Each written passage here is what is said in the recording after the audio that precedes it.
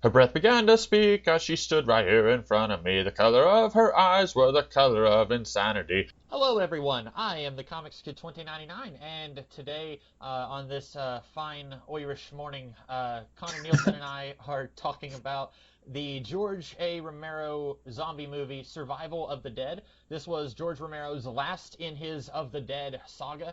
The Twin Peaks connection, we always have a Twin Peaks connection whenever we're talking about older movies, is the actor who played Wyndham Earle in Twin Peaks. And the actor's name escapes me at the moment. Kenneth Welsh. Kenneth Welsh is his name. He is a character in this movie. And why don't you tell us a little bit about this movie, Connor? So I guess I'm going to break tradition right now. Usually we go back and forth. We've been doing this for years, and I don't think any of us have ever broken tradition. But before I give out a plot synopsis, I would like to issue out a personal apology for recommending this movie. It's not the worst movie I've ever seen, but I do think it might be the worst movie we've talked about for our podcasts. I mean, apart from Hellboy, but that's not associated with like our like Twin Peaks Connections podcast. So I'm sorry.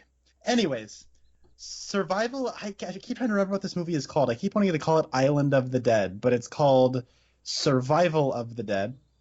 Not only is this, as you said, the final film in George A. Romero's Dead saga, it's also the final film he ever directed. Okay. And it stars Billy Mays as a as a rogue AWOL soldier after the outbreak of the zombies, or deadheads as they call them. Although nobody references the Grateful Dead, which is a little disappointing.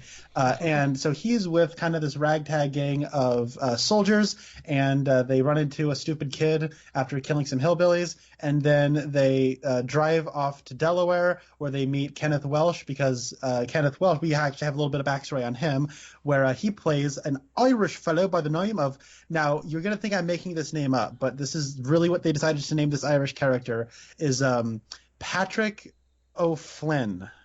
Mm-hmm. That's not made up.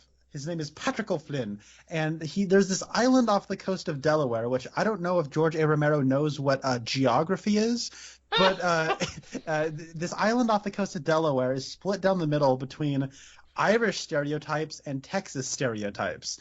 And what happened was Patrick O'Flynn was knocked off of the island and sent off to the coast, where he's been turning cheap tricks, robbing people of their money, and then sending them off to the island.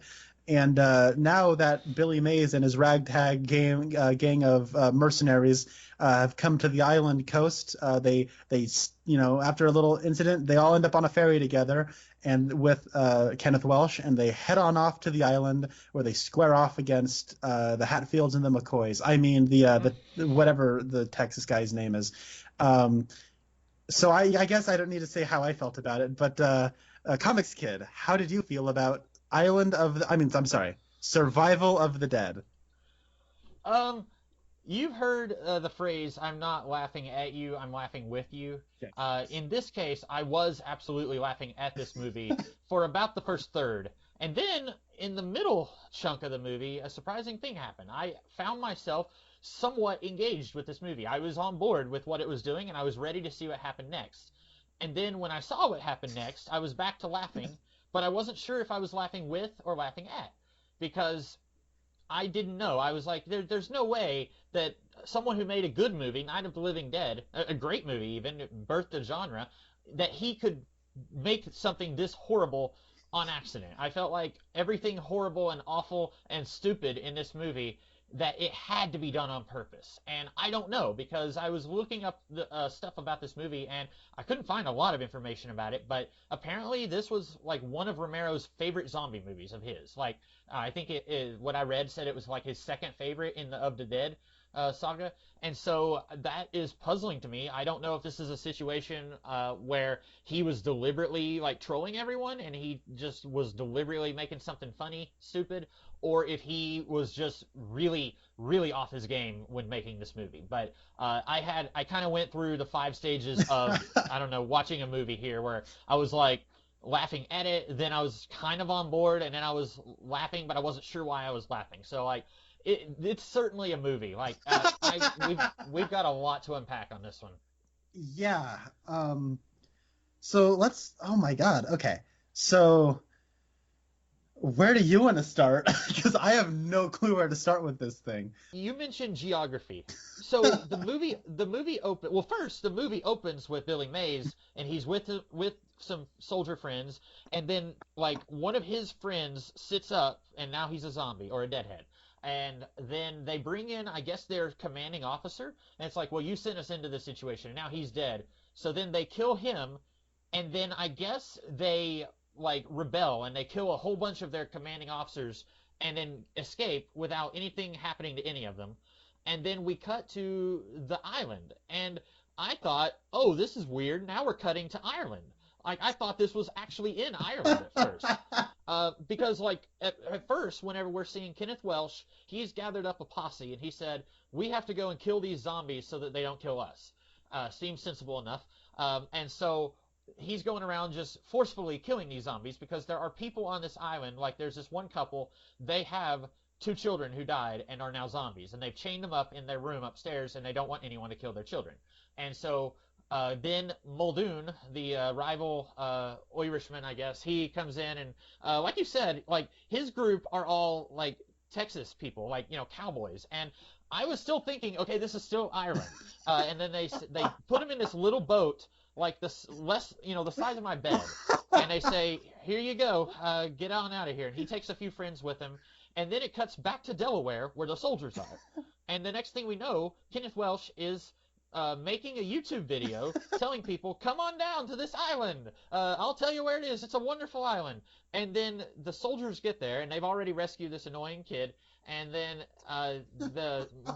O'Flynn, he's like, I need, give me all your money, and then I'll, you know, send you over. Well, then zombies attack, and then they all manage to join forces. Well, Muldoon, his friends die. They join forces with Muldoon, and they go back to the island. And then I'm like, oh, Delaware is like a minute and a half away from Ireland. I was so confused, and I was like, does George R. Romero understand that this is not like? And then I was like, this island looks like it's, you know, on the other side of the world. Like I was thinking like, well, maybe he just like, I don't know, because the socio-political atmosphere of this island looks like it came out of a work of fiction. It doesn't look like something that exists in the real world. With this, I'm glad you said Hatfields and the McCoys, because I actually wrote that in my notes, that this feels like Really? that kind of family Civil War thing. And it just feels so weird that this subplot, I don't know, why don't you kind of... Can I say that this is a spoiler? It's the part I laughed so hard in this movie is where they're about to have they both got one shot left, you know, O'Flynn and McClunky, whatever his name is, and then he like says, now if you're out of mind, I'm gonna go talk to my daughter. And then he like turns around and starts walking, and then he gets shot in the back. It's like a fatal wound, right? You'd expect him to be like, no, but he goes like, Muldoon, you bastard!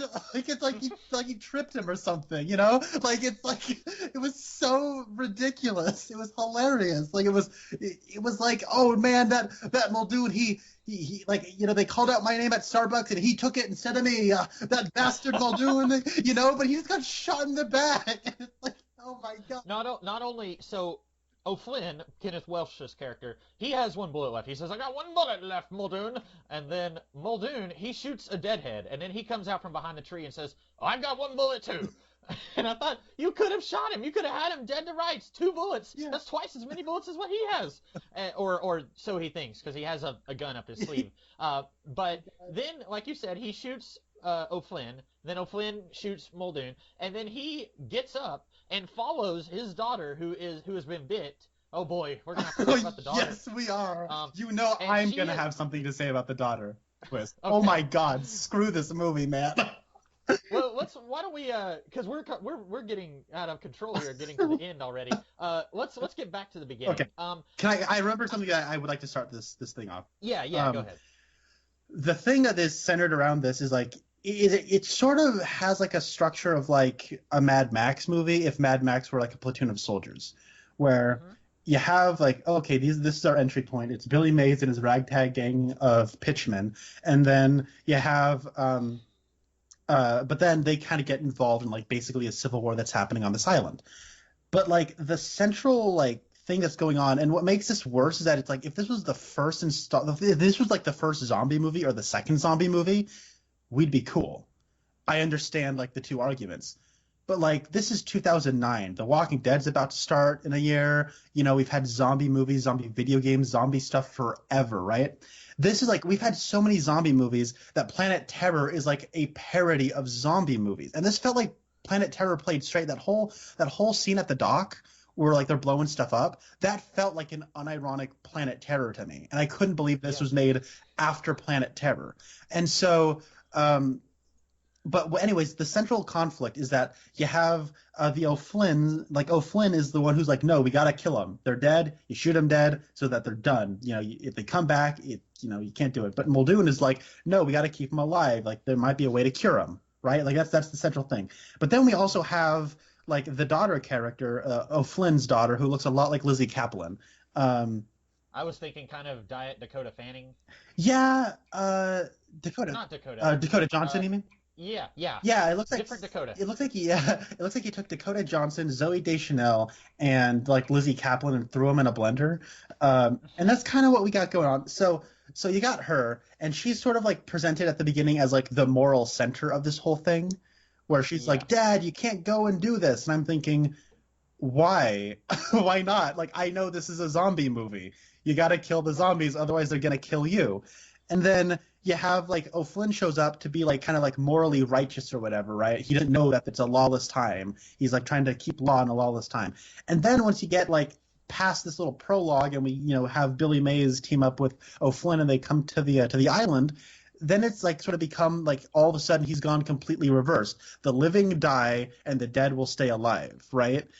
Yeah. And then the longer we explore that conflict, the more and more it falls apart because it's written so stupidly. It's astonishing. I can't believe this is like written by the same guy who wrote Dawn of the Dead. I don't know how much experience you have with the Dead series. I've seen the first Night of the Living Dead and I've seen Dawn of the Dead, and I love both of those movies. I can't believe this is written by the same guy. It's like, I think it's so stupid. It's hard for me to believe. I've seen Night of the Living Dead once years ago. I saw the Dawn of the Dead remake, and I don't know what the consensus is on that one. I quite enjoyed it, but for a Zack Snyder film, I thought it was a masterpiece. It was written by James Gunn, actually. That too, yeah. Kind of a, I don't know, like those two should, and I'm not joking when I say this, those two should team up more often because I thought that was a pretty good film. And then I saw Land of the Dead, which, I didn't like that movie, but that makes this movie makes that one look good. Land of the Dead was just weird in how awful it was. Like it did some really bizarre choices with the story that I did not understand. And then this movie is like coming in. It's like saying, "Hold my beer." Like watch this. But you're right. It feels like every 5 minutes the movie forgets what the status quo was with all the characters and where they stood. Because like you said, Kenneth Welsh was like, let's kill the zombies, and this other guy said no. And here's what's stupid about this other guy, Muldoon. He said, it may be 100 years, but they'll find a cure someday. Okay, but in 100 years, this body is going to be so decomposed, you're not going to want them to cure this person, right? Like, I don't want to imbue human consciousness on a skeleton that's halfway rotted away. That's even worse than killing someone. Just go ahead and put them out of their misery if you're going to wait 100 years to cure these zombies.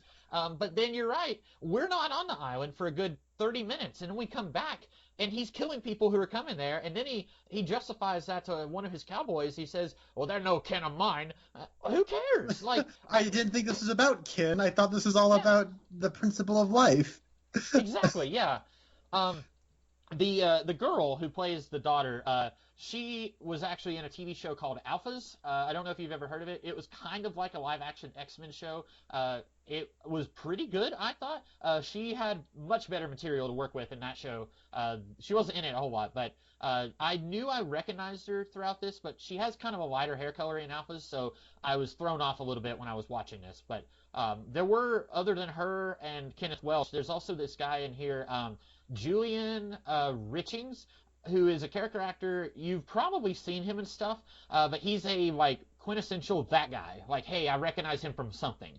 He was a Kryptonian scientist in Man of Steel. Who does he play in this movie?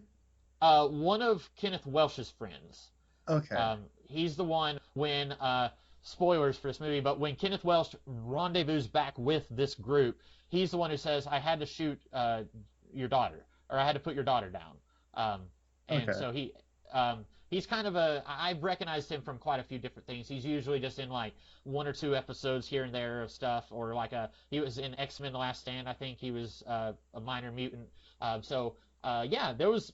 I won't say this was a star-studded cast, but there were actors in it that I recognized from other things, and this doesn't speak well for this movie, but it reminded me of those other things that I'd rather be watching. So that was a nice little bit of positivity that I brought with me to this movie. Yeah, well, that's good. I recognize Kenneth Welsh, and that's about it. And luckily, like, I feel like a lot of the times when we do these discussions, we don't have we'll have like the Twin Peaks connection. We'll be there for like a couple of scenes or something. But Kenneth Welsh is very, very prominent in this movie, and I think he's the best part of this movie. He is just hamming it up, relishing his Irish accent. I couldn't understand about 20% of what he said, but that's okay. So, all right. Let's just like talk about a little bit at the beginning, because I'm gonna forget about this. All right. At the beginning, like, so a lot of what the first act is centered around is an armored car that has over $1 million in money in a safe, right? Mm-hmm. Okay. You know what? I just remember something even before that, so I got to backtrack a little bit. I was a little curious about when this movie took place. Are we doing like a sliding time scale with the zombie apocalypse, a la Marvel Comics, or like I thought the zombie apocalypse happened in the 60s. You know, I thought that's when the whole thing started. And so for a while I was watching this thinking like, I mean, it doesn't look or feel at all like the 60s. It just feels like a cheap TV production.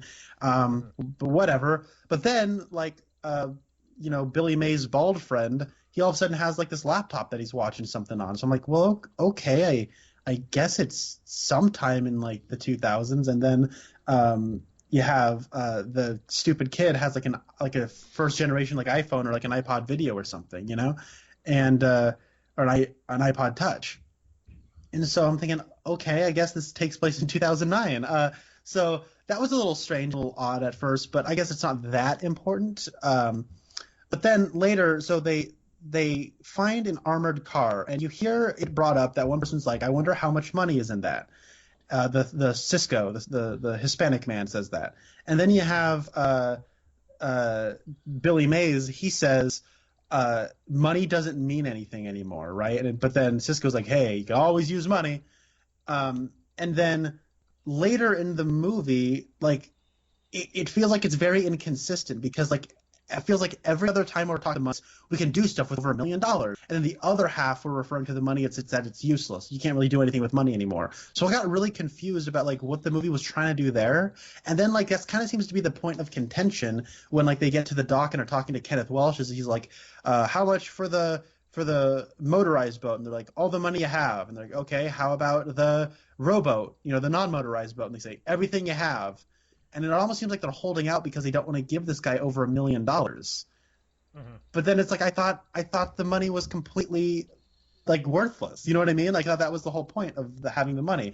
But now that money has some stake because somebody wants it. And now all of a sudden we're acting like it does have stake. And then later it's like Billy Mays tells the stupid kid, because we're gonna act like there's been development because they've had like one scene together. They're like, "Come on, kid, just go, take the money and live your life." And it's like, what life is he going to live? I thought you said the money was completely worthless. And that's not like you've had a change of heart. Like the world is still what it's been. Like I don't get what we're saying with the money here. And then you have the stupid kid, and he's acting like an idiot kid. And it's like, oh my God, like we got to stop writing children like this. And maybe we have. I mean, he's like a teenager. Maybe he's like 17 or 18 or whatever, right? But he's like, sees Baldy's computer and he's like, wow, that's a stupid computer. You call that a computer? And it's like, I mean, it is a computer. Like, you were just hanging out with a bunch of rednecks for who knows how long that stole all your stuff. Like, who cares if it's not a cool computer? It's a computer. And then later he's like, yeah, this is cool. And he pulls out like this first generation like iPod Touch. And I'm like, yeah, 10 years on, that's aged very poorly. You know what I mean? It's like, Yeah. that'd be if I saw his iPod Touch and I'm like, wow, you have an iPod Touch? Lame. Look at my iPhone X. You know, and then like later he's like looking at vinyl records. He's like, vinyl? So lame. And I'm like, wow, like this predates like hipsters with vinyl records. Like, who cares? It's the music. Like, I don't. Oh my god. So yeah, I had to rant about those couple of instances.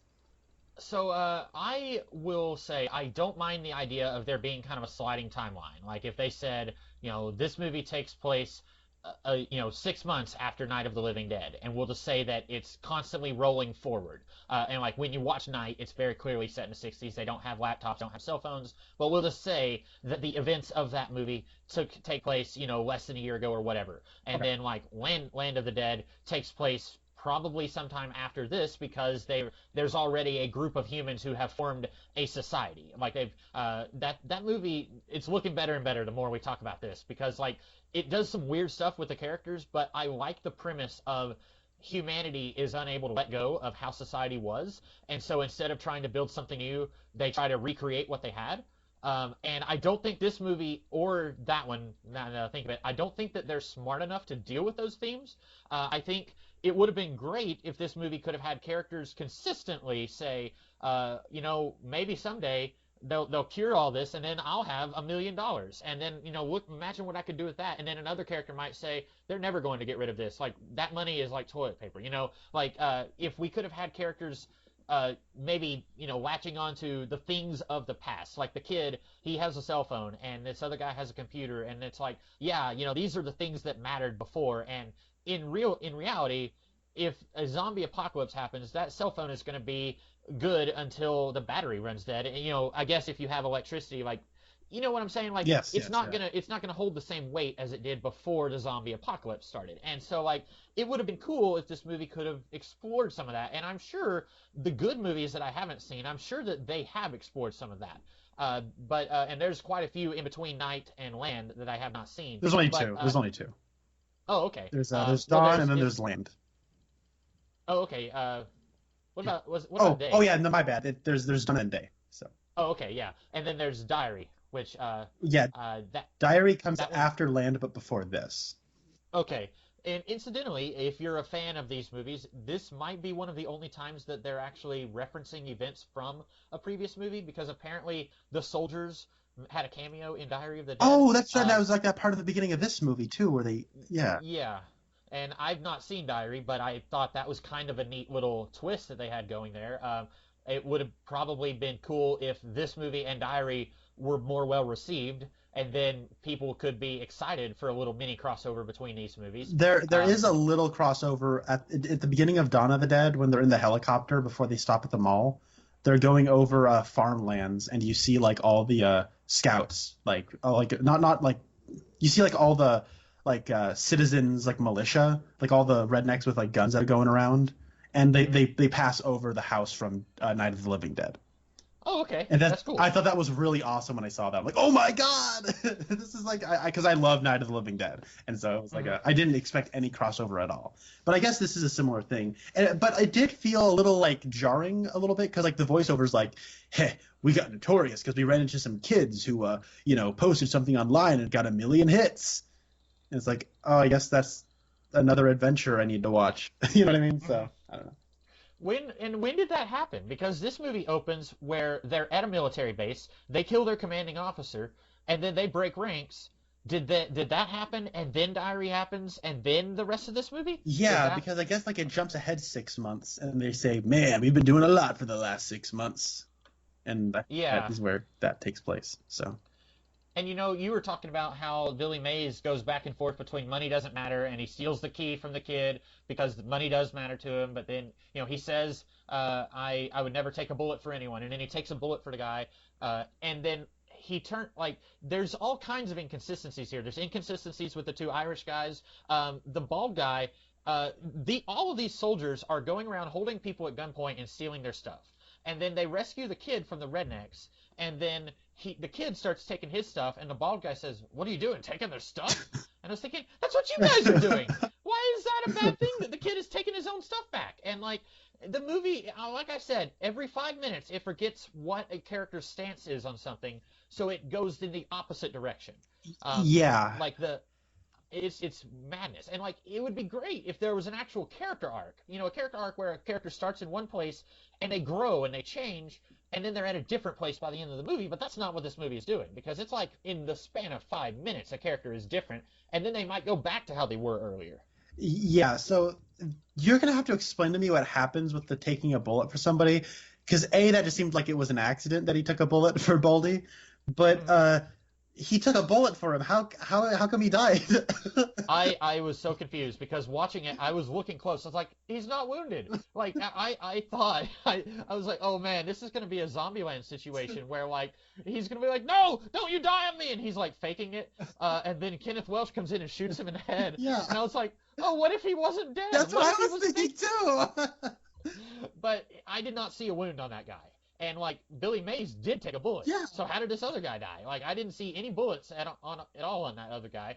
But yeah, it really did seem like it was just kind of a reflex. Like he wasn't thinking, I have to save my friend. It really just felt like instinct. Like, oh wait, get down. Like it was bad. It seemed like it was more out of utility than it was out of like self-sacrifice. It was just like, okay, if I have less people with guns on my side, that makes me at a greater disadvantage in my own survival. And so he's just like, oh wait, get down. And then it's like, hey, oh man, I said you'd take a bullet for me. It's like, no, nothing has happened. There was no progression. Yeah. Stop acting like there's been some progression. Okay, now I got a question here, because so the lesbian chick whose name is Tomboy, and I find this out like 37 minutes into the movie when they just start calling her by her name, and I'm like, oh, she has a name? Who are they talking about? Oh, I guess it must be the lesbian chick, because that's kind of a sort of like bros making fun of each other sort of nickname you'd come up with, the lesbian. And so then it's like, so what happens with her is she gets kidnapped and then talks to, what's his name? McCoy? I'm just gonna call him McCoy. Muldoon. Muldoon. Okay, so she starts talking to Muldoon, and Muldoon's like, well, I had a scout who saw 6 people, and one of them was O'Flynn. And I'm like, how? The one scout is dead. The other 2 scouts who picked up her, what they saw was her shooting Cisco in the head because he was already like dying. So how did they, like, who saw O'Flynn? How do they know? They saw 6 of them together. That must have been in the yard, in the front. And so it's like they saw the one guy and they shot him because that other guy was sniping, and then they saw the daughter on the horse, and that was it. I assume because they're all just standing in the middle of the field, and someone starts shooting at them, and that's when Baldy dies. And one of them, I don't remember which one, says, I only saw one of them. I'm assuming at that point, because they were shooting at a group of trees, and then one person kind of falls forward after they shot them. I'm assuming that there was someone else with that guy that we didn't see, and he ran off and told Muldoon. Okay. Well, that ties into one of my biggest issues with this movie, which is that the whole thing feels very, very cheap. Mm-hmm. It feels like it cost a bologna sandwich, and of course it filmed in Canada, because why wouldn't it? But it all like everything looks like a TV movie. The special effects are very bad, and I get it. Like, these movies have always kind of been lower budget-ish, and this might be hypocritical of me, but when you have like lower budget stuff that's analog, it's more charming to me than lower budget stuff that's digital. So when I see like really bad like digital like effects, like when you see all those heads that are still like murr, murr, but they're on spikes, that just looked terrible to me. And it's like, this isn't charming to me in like a low budget cheap way. This is just annoying to me. And then there's like some green screen stuff, and like it's shot on like digital video, and it looks like a TV show, and something like you'd see maybe a half a notch up from like the CW. It don't look network, it looks kind of like, I don't know. I really, and then like you have stuff like that where it's like, there might have been a scout who had to get away to inform Muldoon, and that's why somebody might know this little. It's like, you know what? How come we didn't just see somebody see the situation and then run away and then inform Muldoon? Yeah. It's like we have to like come up with like jump through hoops to try to like make it fit, and that reeks of cheapness, and I hate that. Yeah. There's another moment later in the movie where, okay, so at first I guess we have to talk about the daughter, because I can't talk about the thing that connects to what you were talking about. So I'm going to try to do this as succinctly as possible. So, O'Flynn, Kenneth Welsh's character, he's exiled from the island. And then his daughter, she's on a horse, and she has a conversation with her dad, like, what happens if you get bit? Are you going to shoot yourself? Or what happens if I get bit? Are you going to be strict enough to shoot me? That they keep talking about strictness. And he says, yes, I would be strict enough. And then, so he leaves, and then he meets up with the soldiers and comes back. And then they get shot at by Muldoon's people. And then suddenly daughter comes running in on the horse. And I couldn't see anything because she's moving so fast. And then the stupid kid says, wow, she's beautiful. And I actually thought he was talking about the horse at first. And me too, yeah, me too. So, someone else said, she's dead. And I thought, what? How? How do you know? And like, if a zombie riding a horse sounds hilarious to you, this movie doesn't take advantage of that. It's funny, but I don't know if they're trying to be funny or not. But like, I didn't know she was dead until one of them said something. And then I was like, yeah, I guess so, because she like just ran right past them. If she saw her dad on the ground, she would have, being choked by Billy Mays, she would have stopped to say like, what are you doing to my father? But like, she just runs off. And then, so it's like, oh, okay, this important character, because like you said, she's being framed as the kind of the righteous person on this island. Like these people are having their feud, and she's kind of the one trying to keep everything from blowing up. And then she dies off camera. We don't know what happened. That character actor that I was talking about earlier, he tells O'Flynn, he says, I had to put her down. Well, you didn't do a good job of it because she's a zombie now. So did you kill her when she was alive? Like, did you turn her into a zombie? Because, and like, he just says, thank you, Laddie. And I was like, I don't understand what's happening. And then Billy Mays, he falls down and collapses from gunshot. And then as he's waking up, the daughter, like, he sees her as a zombie talking to him, like, you need to wake up. And I thought, oh, no, screw this. Like, he hasn't even met this character, and she's talking to him in his dreams. And then he wakes up, and the kid says, there's two of them. And I thought, what? Are you kidding me? So this is where we find out he has another daughter. They're twins! Where was she at the beginning of the movie? I have no idea. And then he's telling the living daughter, he says, the one who died, I loved her okay, but I loved you more because you were just like me. And then I have so many questions. How does a zombie who can barely even walk, how does it hoist itself up on a horse? Like, I'm a living human being. I can walk pretty well, but I have trouble getting on a horse, folks, and there's video proof of that. How does a zombie get on a horse? Like, and then like, and then he says, Muldoon says, so Muldoon has this thing where he is trapping a zombie in the middle of a corral with a pig. He wants the zombie to eat the pig so that he can train the zombies to not eat human flesh. And that's like what the entire climax of the movie is framed around, trying to train the zombies to eat non-humans. And so then he says, okay, shoot this one because it's stupid. It's been in there 3 days and hasn't eaten a pig. And I'm wondering, like, have they fed the pig? How did they do that? How did they get in there to feed the pig when there's a zombie in there? But then he says, I've got an idea. Go get this girl. She thinks that she's alive and she rides a horse. So why is she out there? Why did you let her escape? I don't understand. And like, oh my god, I have so many questions about that scene, though. Okay, yeah, sure. Why didn't you change out the pig earlier if you're unsatisfied with these results? Why are you killing the zombie? I thought the whole point was that you were keeping your own alive, even if they were dead. And then they start shooting a bunch of people in the stables. Why are they shooting the people in the stables? I thought they were keeping their own kind alive, even if they were dead. And then he says, oh, this one's just a dumb one. It's like, okay, what... is that all just like your stupid intuition or something, that some of them are smarter than the other ones? What makes you think that this girl riding the horse is going to be alive? Like more like is less stupider than these other like zombies that you think are dumb? And how do you know these ones in the stable are dumb since you're killing them, since they haven't had a chance to prove if they're dumb or not? Like, it is so baffling, and it like flies in the face of everything we know about this character. But he's also killing the people that are coming because he says, no, we only keep our own alive. It's like, but you're also killing your own if they're not smart enough zombies. Like, it's so stupid. Yeah, it's dumb. So anyway, there's two daughters. I guess because I feel like George Romero must have gotten like really high one day and said like put some dead makeup on this girl, and then like you just run through on a horse, and then he's briefly sober.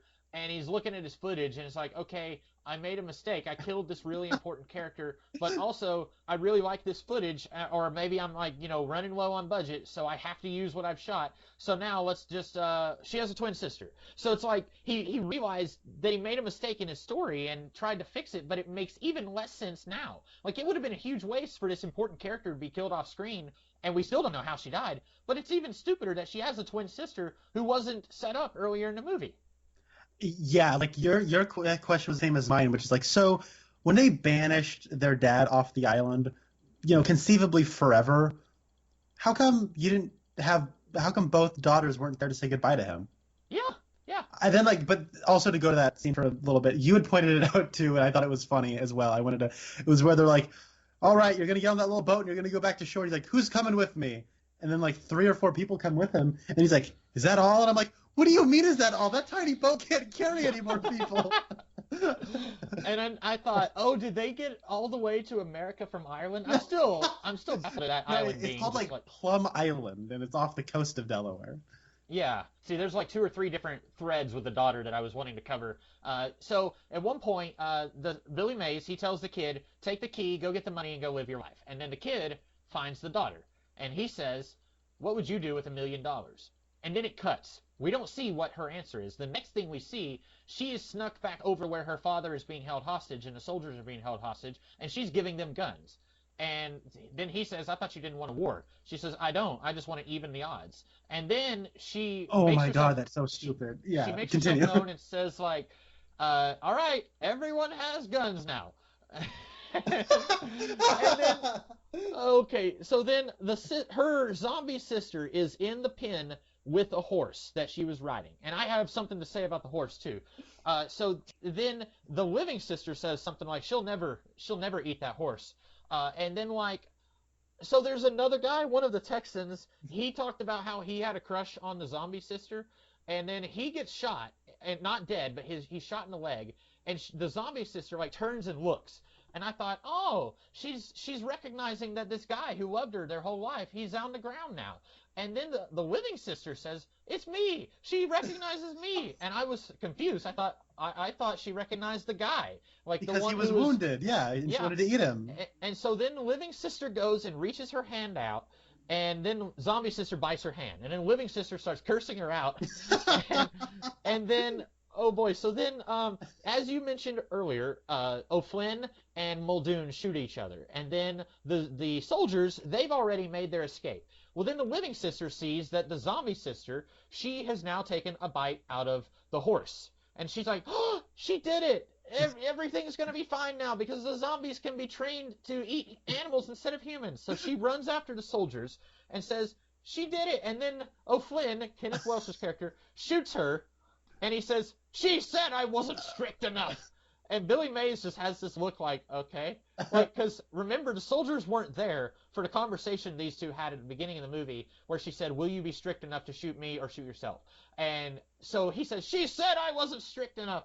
And the soldiers are just like, I don't know what you're talking about. And they have this look like, should we care that she died? They barely know this woman. And then Billy Mays says, are you all right? And he says, couldn't be better. He turns around and walks away. Now, bear in mind, as Connor mentioned, he got shot in the back.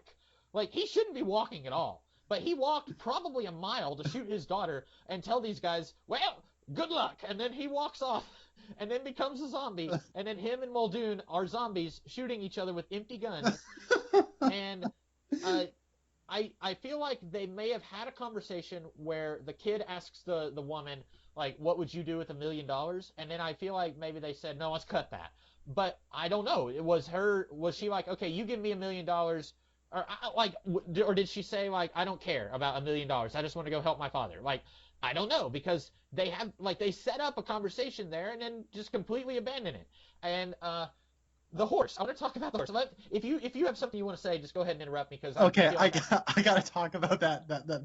It's weird. It's like playing it as a comedy beat because she has this pertinent piece of information, right? That oh my God, I guess it broke the entire internal logic of the movie, but she started eating the horse. Guys, they can eat horses now, and then she finally finds him and she's like, hey guys, and bang, before she can open her mouth, and then it's played like a joke. right? Mhm. And I feel like I love Kenneth Welsh, but it feels like they hired him because they couldn't get Malcolm McDowell. He was too busy shooting like a Rob Zombie movie or something, and then a different kind of zombie movie. And then, but then it's like he goes, "Woohoo! I did it! I took the boot!" Oh, sorry, that's Mr. Krabs from SpongeBob. So it's weird because it is like he shoots her. He's like, "Yeah, I did it, haha!" Then like he teabags her on the ground because he killed her. Like he's like a first-person shooter or something. And then it's like, wait, what happened? Like when you were getting shot because you saw that she got bitten and you just wanted to have a moment with her. What happened to the moment? You just shot her. Why? But then I gotta go back to that. Oh, sorry. What was that? Oh, you're right. Like, and he. I mean, it's hard for me to care about his relationship with his daughter because, like you said, he has another daughter who he admitted that he didn't love as much as her. And so it's like, you are a horrible father. Like, I don't believe that you love either of your daughters because as soon as you say that you love one more than the other, you could just turn around and tell the zombie that you love her more than the other one.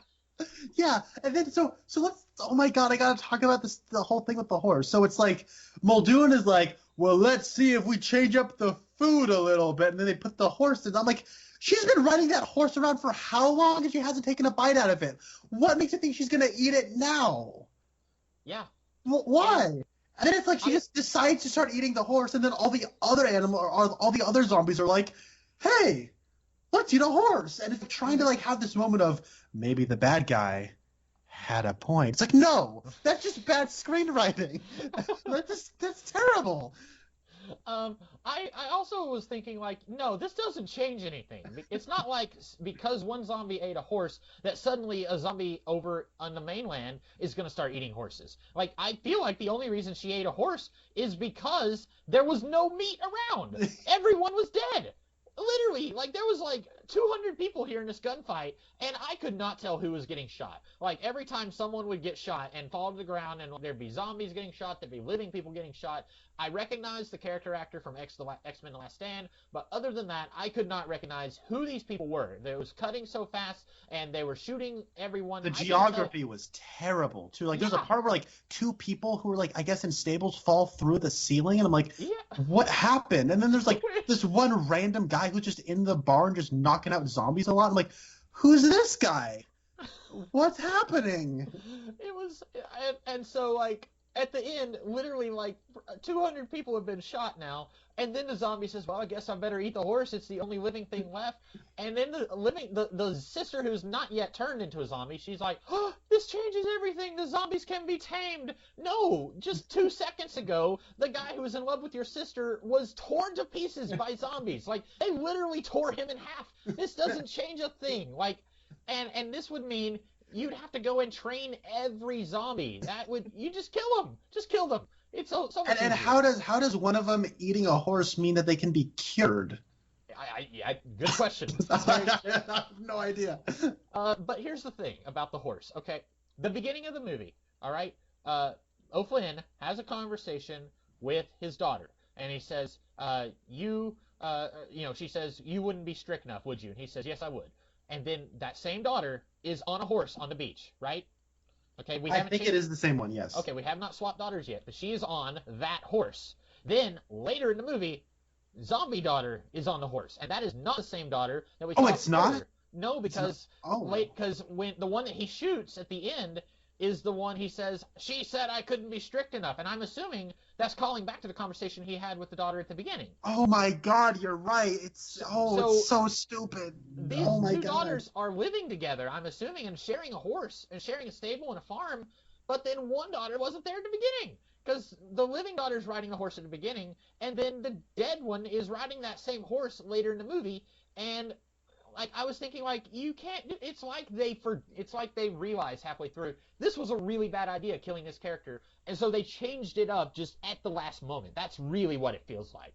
Yeah, it's like he's like, I made him twins. This doesn't matter which one is which. It's like there's still two characters. Now look, I feel like I don't know. Have I gone on like my twin rant with you on this podcast? Maybe in the past, but I'd like to hear again. Okay. So as you might know, I don't know how many people listening, I have a twin brother, an identical twin brother who is 2 minutes older than I am. Spencer, I think he listens to these. Love you, dude. You're the best. I'm at the point where I don't want representation in media because it's all bad. It's like people are so bad at writing twins. Like, how bad is it? Like, I can count exactly 2 movies where there have been like good twin writing, because they're all bad. Like, that movie by Jordan Peele, Us. I love that movie. Not even Jordan Peele, Academy Award-winning screenwriter, is good at writing twins. Like, it's like some kind of affliction. It's like, oh, they're like twins. It's like, ooh, it's like 2 people who look exactly the same. Like, we can do so much with this. Ooh, yeah. It's almost like this like weird story gimmick. It's all it is, all the time, and it drives me flipping crazy. No, I can't read my brother's mind. If he gets pinched, I don't also feel it. Like, it's not the way twins work. We're just 2 people that are genetically the same. That's all it is. And, like, I kind of appreciate they try making fun of it, where it's like, she can feel me. She knows it's me. And then, no, okay, cool. But you also just had a twin think that her dead twin sister knew it was her. That doesn't make it good twin writing. I'm so done with it. I hate it. I'm tired of Tweedledee and Tweedledum. I'm tired of Thing 1 and Thing 2. I'm so tired of all of it. Like Harry Potter, Fred and George. Like God, it sucks. All of it. Okay, that's my twin rant. I'm done. There are exactly 2 movies that write twins properly. I cannot say what one of them is because it's a spoiler for that movie. But the other one is Gone Girl, because Ben Affleck has a fraternal twin sister.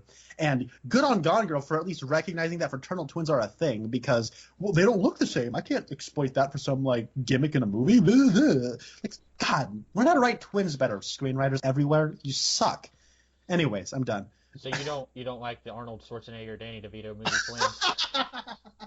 I haven't seen that movie, so I haven't either. But when you said 2, I was like, I hope that's one of them.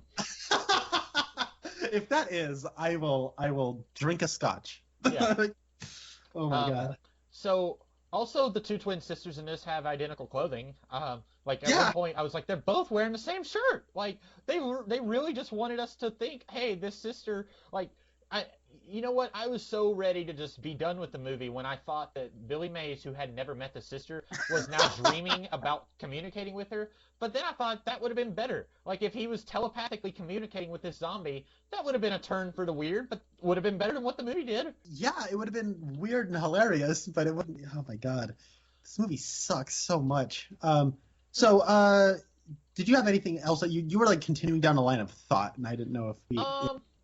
No, I think just like, the movie treats the $1 million like it's a big deal, and I wish that there was more of an emphasis on society may never get back to the way it is. I do think you lower your expectations, but go watch Land of the Dead, because I kind of like the way that movie rebuilds society in a zombie apocalypse. I thought that was its saving grace, but it's just the characters and how the movie handles the characters that I thought was weird.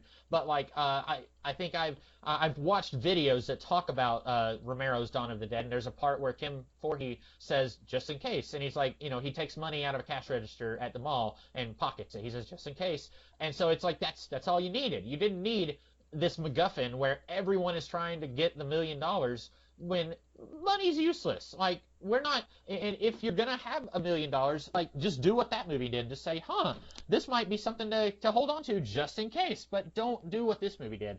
I like you, I hate the twin thing. I think this movie would have been better if either focus on the Hatfield McCoy thing and stay on the island throughout the whole movie, don't have the soldiers, or just do a story about the soldiers where they're caught between their duty, taking a bullet for a brother, or like, at one point when Billy Mays, he sees that the rednecks have the zombie heads, and he shoots the heads, and he says, why did you do that? So like, even though he acts like he doesn't care anymore and he's just doing what he does to survive, there's a sense of honor, maybe. Yeah, and I wish that the movie could have explored that.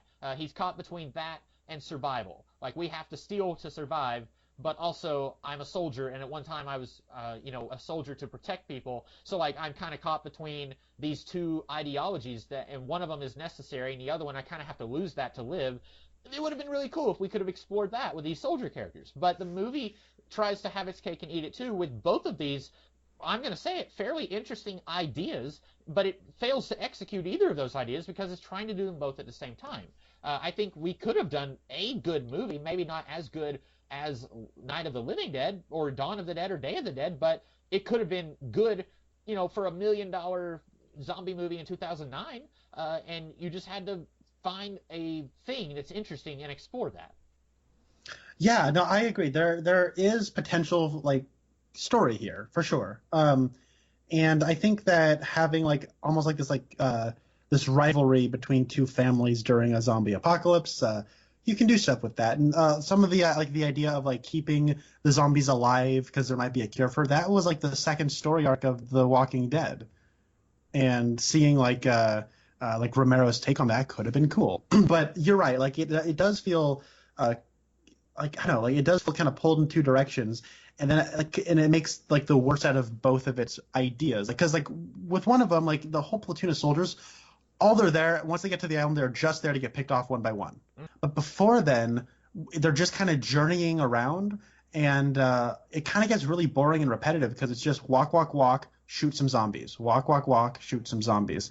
And it feels like Romero has like a little book of like cool zombie kill ideas, and every once in a while you'll get one of those. But they just kind of feel like they're just filling time with like repetitive zombie killing scenes. Mm-hmm. And they even like do like a double beat where it's like the kid, you think he's going to like turn and shoot the Billy Mays character or whatever, but then he just like shoots a zombie who's right next to him. Mm-hmm. And he does that a couple of times. And then like later when Kenneth Welsh, he's a little shitty runner, which side he's going to be on, he has like a little kebab with a sausage on it. And then he this is real, everybody. He like stabs like a zombie who just appears right behind Billy Mays. And then, like, every time it cuts and there's just, like, a random zombie standing right behind them, it made me laugh. So. Yeah, especially that one with the sausage because, like, the camera is on Billy Mays. He says, I don't know what, like, something. And then camera cuts to Kenneth Welsh. He says, I don't know, and he's shaking the sausage in his face. Camera cuts back to Billy Mays. Zombie is, like, 3 inches behind him. Like, there was no time for that zombie. It's like these zombies have Batman powers, where they're just like, Batman can just disappear off a roof when Commissioner Gordon turns his head. The zombies just teleport into a room. Like, that has to be what it is. Was there anything good about this movie? Like, genuinely good? I did like Kenneth Welsh's performance. I thought he was legitimately fun, and he's committed. And it doesn't feel like an actor is, like, drunk and just slumming it in this movie. It feels like he's happy to be there, and he's working. And, like, everybody's trying their best, I suppose, but a lot of them don't really have a whole lot to work with. He's the one who's really relishing the opportunity. So I give kudos to Kenneth Welsh. And as cheap as this movie looks, I like the shot of the island when they're like looking at it from the boat with like the moon hanging in the distance. I like that. I agree. Kenneth Welsh was good. It probably helps that they got an actual actor because other than him, I recognize a character actor who will, he played Death in Supernatural, but that's probably his biggest role. Like he's just he'll show up in the background of something and I recognize him physically, but I don't know if I would say he's a good actor. And then you had the daughter from Alphas. She was pretty good there, but like it helps that Kenneth Welsh is probably one of the better actors here. And so he knows what he's doing. Whereas all these other guys, they may have a career, but it's not as they're not as nuanced in their performances. So it's just they're at the mercy of a director whose heyday was 20 years earlier. Yeah, and I feel bad dogging on a dead guy's movie, but I mean, I saw it and I didn't like it. From what I hear, so I think the characters in Night of the Living Dead and Dawn of the Dead are really good characters. They kind of are definitely there to represent like a worldview or like an ideology or like a way, like they're a mouthpiece for how to approach like the end of the world. But they are characters in their own right, and they're really likable, and I enjoy them. And then from what I understand, Land of the Dead just has a lot of stereotypes. I haven't seen it, but that's what I hear. These characters don't even rise to stereotype. They're just kind of flatlines. And the movie to a large degree is also a flatline where they signify like notions of like stereotypes. And I think that George Romero, he does try to incorporate like setups and payoffs, and those are there, but it all feels like failed electricity to revive a corpse. Like it's just kind of dead. Yeah. But I laughed, and I don't know if I was supposed to, when Billy Mays said, where's Tomboy and Cisco? And oh, by the way, so every time she was like, Cisco, and she kept yelling his name, I was thinking of the Thong Song by Cisco from the early 2000s. I don't know if you're aware of that song, but I guess that's a one-hit wonder, and the guy, he spelled his name like Sisqo, and so when she kept saying Cisco, I was just like singing to myself, let me see that thong. So yeah, Probably the only time I've ever referenced the thong song on this channel. Also, when Billy Mays said, "Where's Cisco and Tomboy?" and Kenneth Welsh says, "They've captured Tomboy, and it's a sure bet they have the Mexican boy too." And I was like, "Oh my goodness, this movie!"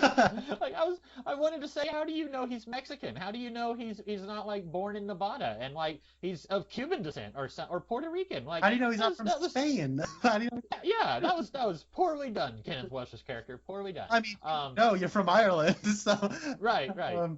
Yeah, it's weird. And then we never get any closure on Cisco. At no point does like Billy Mays go, "So where is Cisco?" He should have said that to her. Like, "Hey, where is he?" Okay, I gotta say something too, because I forgot to mention this when we were talking about the like unbelievably stupid climax. The alive daughter comes back and she says, "I don't want anything to do with your war. That is why I'm evening the odds and giving everybody guns, so that there will be a war." Like, what? How about you take their guns away from the McCoys? Why don't you do that? Like, I don't know. That way nobody has a gun and there can't be any war. Why are you doing this? Yeah, it really felt like, well, we need to have a really sloppily shot shootout here. So how do we do that? How about the daughter who's like a conscientious objector? What if she suddenly becomes an arms dealer and starts making it easier for them to shoot each other? That sounds like that could organically happen, right? Yeah, I think so. I think it clicks. I also when Billy Mays asked Cisco, or when Billy Mays asked Tomboy where's Cisco, she said he's in heaven now with his God. That's right. He does ask about Cisco. That's right. Well, Billy Mays did, but Kenneth Welsh. I was hoping Kenneth Welsh would ask about that. But yeah, Billy Mays asked, but just it was so like, because earlier she said you can't commit suicide, your God doesn't allow it, or something. It was just like, this is really weird and awkward. Like, I guess they're trying to say she's an atheist, but there's been absolutely no setup of that until now.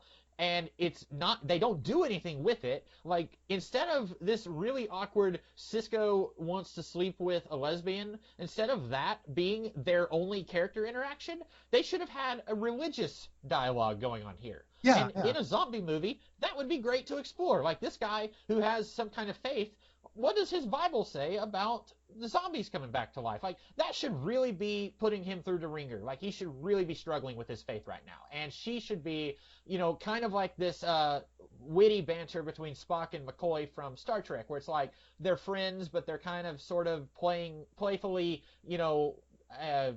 mean to each other, I guess, for lack of a better word. Like, there should have been something like that. And then at the end of their relationship, when she shoots him, then it's like, she keeps saying, like, you're God, and he's in heaven with his God. And I was like, this could have done something. Like, I think what's infuriating about this, if you watch a bad movie that's just bad, it's just a bad movie. But if you watch a bad movie that has hints of something that could have been good, and there's like 3 or 4 things I could have pulled out of this movie that could have been made into something interesting, that is so much more frustrating than a bad movie that has no signs of anything good in it. Yeah, I agree. Because doesn't Tomboy go, he's in heaven trying to tell the Virgin Mary he can please her or something? I'm like, oh my God, it's so cringeworthy. I can't believe this is actually, okay. You know what I will say though? I think it's cool that Tomboy is a lesbian character and we don't give her a love interest for her to go, look at me. Like, we need to give Kenneth Welsh's daughter to one of the main characters as a prize. And then they'd go, see, you thought it would be Billy Mays. You thought it might be the kid, but it's actually the girl. It's like, no, that's just a character trait we know about her. And then that's it. I think it's fine. I think it's very good. Yeah. And I did think it was weird when Kenneth Welsh said, oh, so you're and she said, yeah, I'm is that going to be a problem? And I thought, oh boy, 2009. What a simpler time. 2009 rolling in hot. Yeah. And then he said, no, it's not going to be a problem. He just said, both of my daughters, that's right. And he turns to the camera, both of my daughters. Oh no! He has a sausage on a skewer, and it says both of my daughters, and he shakes it in her face.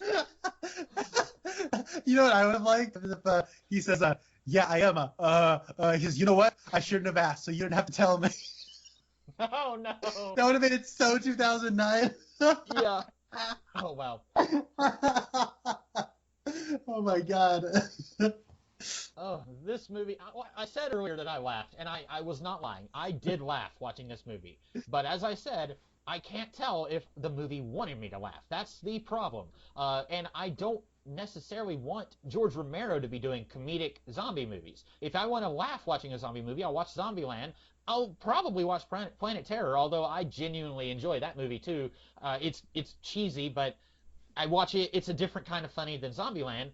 But like with Romero, he's the king. I want him to just do serious zombie stuff, and there's just little bits here and there and that's what's so frustrating. See, that's the thing what's great about Dawn of the Dead. His Dawn of the Dead movie is, I would honestly call, one of the very few, honest to God, 10 out of 10 perfect movies. It's so good. I love that movie. I watched it for the first time in October, and I did something that I'd never done before. Like with a movie I love that much, I kept pausing it and like taking breaks because I didn't want the experience of watching it to be over. Like I would get so excited about how much I was enjoying it that I would pause it and like go make myself something to eat, and then just be thinking about what I watched, and then come back and then like watch like a few more minutes, like 30, 40 more minutes of it, and it's quite long. But that is a movie that is entertaining. It is so much fun to watch, and it's funny, and it's also suspenseful, and it's also heartbreaking. It's like the entire like human experience almost is all wrapped up in Dawn of the Dead. It's such a great film.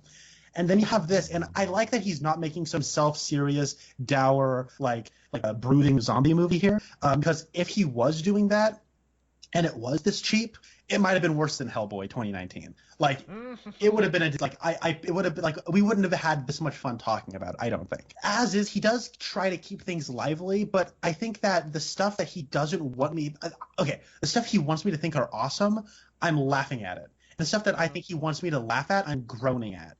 The funniest part, one of the funniest part, the funniest part is when Kenneth Welsh gets shot in the back and says, McCoy, you bastard! How dare you shoot me in the back? Brr! He's like some crotchety old man shaking his fist. But a close second, though, is where Kenneth Welsh's character, O'Flynn, he's like seeing the ferry taking off, and then he runs, and then it's like he turns into like a completely different body type because it's a stunt double who needs to like jump over, and it's like you'll see like feet dangling, and then like Tomboy's reaching over at like somebody's arm. It's like they're really shooting around that Kenneth Welsh is not doing this stunt. It's really, really funny. I had a question about that part at the dock. First of all, when you said that reminded you of Planet Terror, I agree. Specifically when Billy Mays throws a grenade at the barn or the dock building. Yes. And it only blows up the wall. And there's like 3 people who are standing immediately on the other side of the wall, and they're still there. And they have they just have like a little bit of soot on their face. Yeah. It's like, what is this? Like Looney Tunes? Yeah, it was great. But before the soldiers get there to that building, there is an Asian man sitting on top of that building. So you have the 3 Irishmen who are exiled from the island, right? That we saw them get exiled. Then the next time we see them, they are inside the building. There's an Asian man on top of the roof, and he's fishing, and he accidentally catches a zombie. And so he has a gun, and he shoots the zombie, and then his fishing hook pulls up an ear. And then he just throws the ear away. And then when he gets ready to cast to do some more fishing, he accidentally catches another zombie that's behind him. And then he accidentally drops his gun in the water, and then I think he and the zombie both fall into the water. And then one of the Irishmen says, "What was that?" And I'm thinking, that's what I want to know. Who is that guy? Is he your friend? Like, did you not hear the gunshot on the building that you are in? Like, how did they meet this guy after they got exiled? Like, is he part of their operation, or do they just, like, both share this building? Like, and then they don't react when he dies. It is the most perplexing thing. Oh my goodness. Like, I forgot entirely about that. That's really funny. Another thing that happens at the dock is where he lights a stick of dynamite, and then, like, it's like it feels like a Batman 66 gag, where, like, the zombies are trying to, like, they're reaching through the door, and then he's, like, has his back against the door, bracing it, and then he lights up the dynamite. It's like, "Here, would you hold this one on for me?" And then, like, he, like, runs away, and, like, it goes boom, and he's like, I thought I almost heard the music go wop, wop. And, like, by the way, the music sounds like it is just, like, plug-in, like free, like, royalty-free music. Like, it was, like, I thought the music was, like, I'm like, I've heard this music before. Like, I feel like, anyways. So, this was the most fun I've had talking about the worst movie of all time. It was, I didn't have high expectations going into it, but it was bad. Did you have any closing thoughts on it? I did not. Well, I sup- I have a question for you. Yeah. You talked about how like you were laughing with it for a while, Hmm. and then you actually at a certain point you actually sort of became slightly engaged by it. Where was the point where you stopped laughing at it but did become a little bit more engaged by it? And for how long were you engaged? And what exactly Uh, engaged you? when they got to the island, I thought, okay, so it's gonna be like a thing where it's like these guys are the minority, and there's 50 or 100 people on the island, and they're gonna have to retake the island, and there's gonna be a conflict of personalities between Billy Mays and Kenneth Welsh, and typical stuff you would expect from a story. And it had me until the part where Zombie Daughter rides in on a horse and Baldy gets shot. So for about 5 minutes, really. Uh, and like after Baldy gets shot, then Kenneth Welsh says, "Give me some bullets," and then he just starts like ramboing through all these like zombies. And the next thing we know, the next time we see him, he's got like 5 of his old buddies back with him. And it's like, where did you meet these guys? Like, I thought these guys had switched loyalties and were staying with Muldoon. And now they're like, "Hey, good to see you, old friend. I had to shoot your daughter while you were gone." And he says, "Thank you, laddie." And I was just like, "What? This movie is missing pieces." But yeah, for about a minute and a half, I thought maybe the movie was going to do something that I would like. That's great. In closing, I'm glad we had this conversation. I'm glad I Yep. watched it because we got to have this. While watching, though, I occasionally laughed at it. There was a lot of groaners. The cheap production values annoyed me and kind of I found quite frustrating. But largely, I found it quite dull. And it's a bit of a flatline of a movie, generally speaking. But I did like Kenneth Welsh, and there was sparse elements that weren't terrible. Yeah. I think I would agree with that. It's disappointing that George A. Romero went out with this movie. I'm not necessarily want to like look at someone's overall filmography, but it's frustrating when you look at previous movies he did that were really good, and then you look at this, and this is the last movie he made. That is frustrating. Yeah. I guess it's unless you have any closing statements, it's your turn to choose our subject of review. Yes, so I think it's probably a good idea that we watch something that's actually good. I figured we would talk about a movie I think you will really like. I'm pretty sure you've seen it. The animated film Justice League: The New Frontier. Uh, this is based on the Darwin Cook miniseries DC: The New Frontier, and it has 2 Twin Peaks connections. Miguel Ferrer plays the Martian Manhunter, and Kyle MacLachlan plays Superman. This was one of the early DC direct-to-video movies, animated movies, from about 15 years ago. And I've had this one on the back burner, wanting to talk about it for a while, and I figured this might be a good time to do it. That is awesome. I have not watched this movie yet. I've actually been wanting to. This is one of the very few of the DC animated direct-to-video movies that I have wanted to watch. I understand Darwin Cook had a little bit of influence or creative input on this movie. Yes. But that's awesome. I had no idea that Kyle MacLachlan voiced Superman. That is so good. I love the comic book. DC: The New Frontier is one of my absolute favorite comics ever. So I'm very excited to talk about this. That's awesome. Yeah, I knew you were a big Darwin Cook fan, so this was one that I'm surprised you haven't seen it, but hopefully you'll enjoy it. I look forward to talking about it. Yeah, I got The New Frontier back when it was just like the 2 paperback volumes, and I read through all of it in one night. Now, I am an excessively slow comic book reader, so that is kind of a miracle that I did that. But I have the Absolute Edition that has like something like 20 extra story pages that have been put back in that was originally cut. So I might actually reread that before watching the movie, so that'll be cool. I'm tempted to do that too. I'm going to say I am going to do that because I think I guess I'll say this again when we talk about the movie, but I haven't seen this movie since it came out, and I watched it 3 times in a week because I watched the movie, and then there were 2 separate audio commentaries that I watched on it, and I think I read the book after I watched the movie. So it will probably be a very different experience for me reading the book and then watching the movie again. All right. Yeah, I'm going to do that also. That way we'll both kind of go in with more or less the same kind of background, although you haven't seen the movie before, but it's been over 10 years since I've seen the movie, so Wow. it'll be pretty fresh for me too. Awesome. I think this is a great idea. Yeah.